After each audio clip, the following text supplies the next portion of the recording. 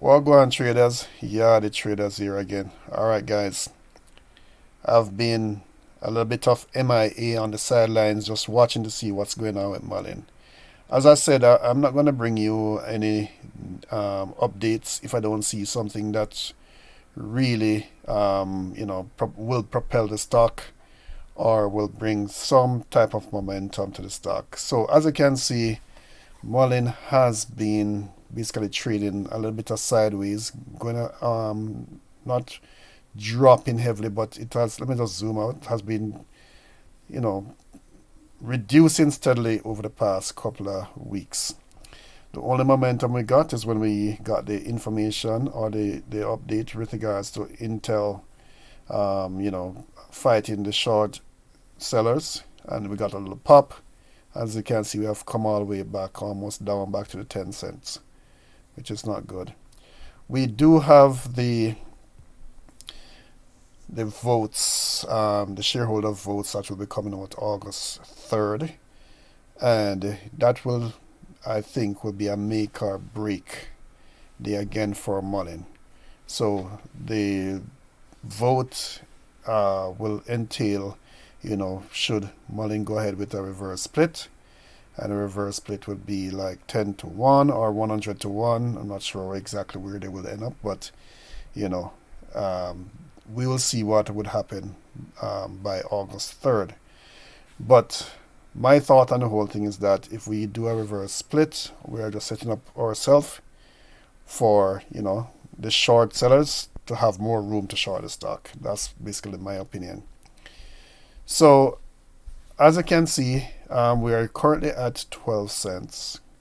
So, in terms of, between now and the shareholders' vote, I would hope, I was looking out to see that Mullen would send some PR out that's, will propel the stock even this morning for the next couple of days. So at least we don't have to be forced in terms of saying the only option is to do that reverse split.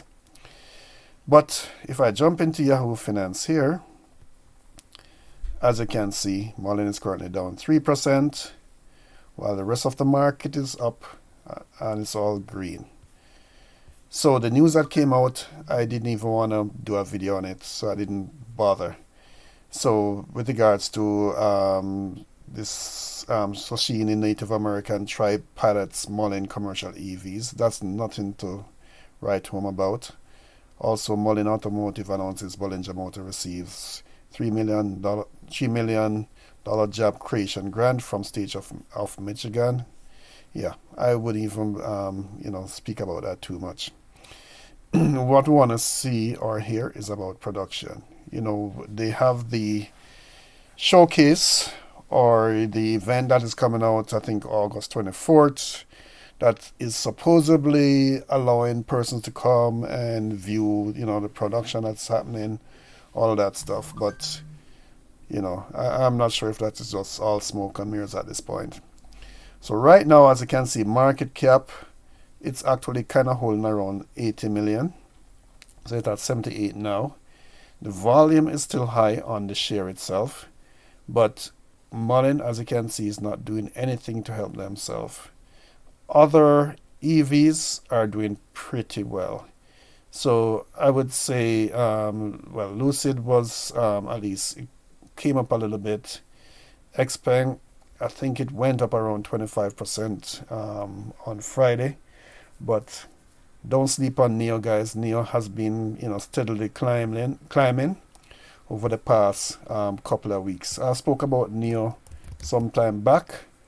I've told you guys that I've been buying Neo from it was $5 like 2 years ago, and it has been doing well. So as you can see, Neo has been making some moves over the past couple of days.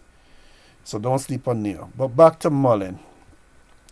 Mullen, the feedback on Twitter is that, it's not really good. Everyone is basically saying that Mullen, they started off, it's kind of similar to Tesla. So this person was actually saying that Tesla was a genuine US manufacturer, building vehicles in the US and delivering 147 vehicles prior to receiving the loan in 2010. This is way back. This guy is digging way back. But I'm not going to get into all the details here. But the person was saying that,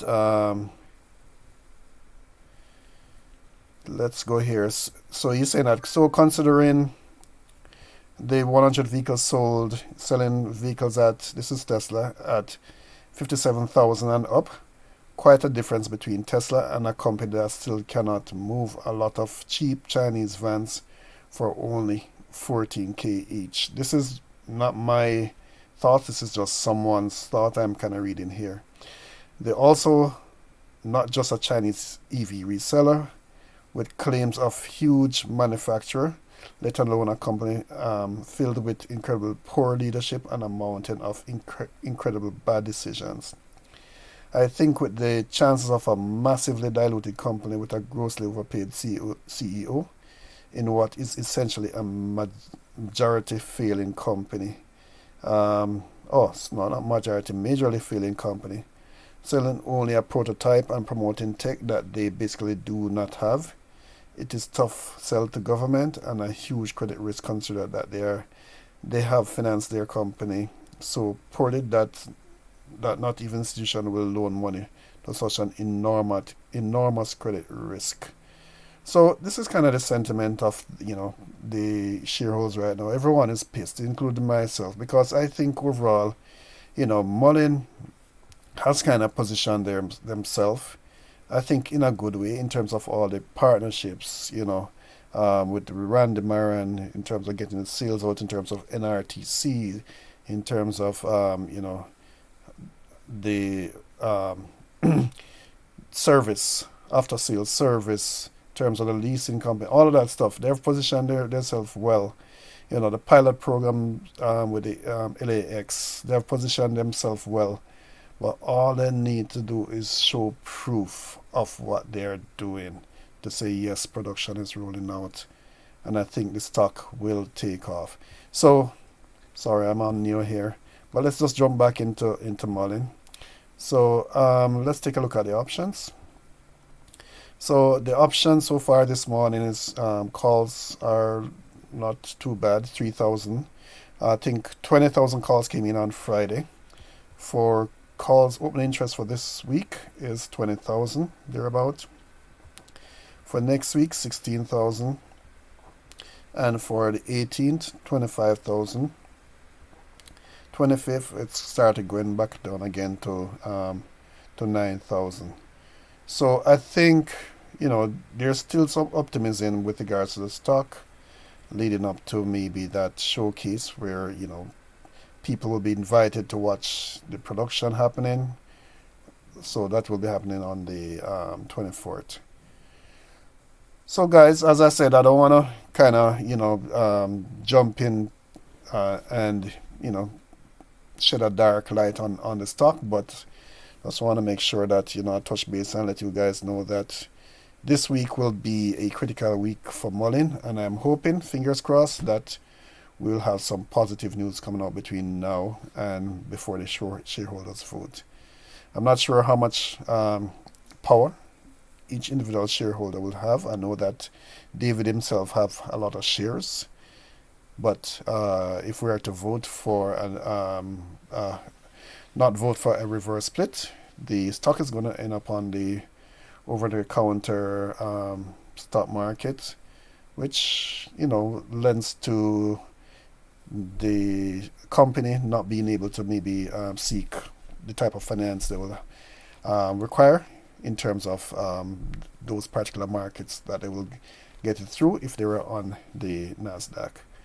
Alright guys, so this is kind of what I have for you for today. So keeping our eyes peeled and see what happened for this week. Take care guys. As usual, if you like this type of content, don't forget to hit the like, don't forget to subscribe.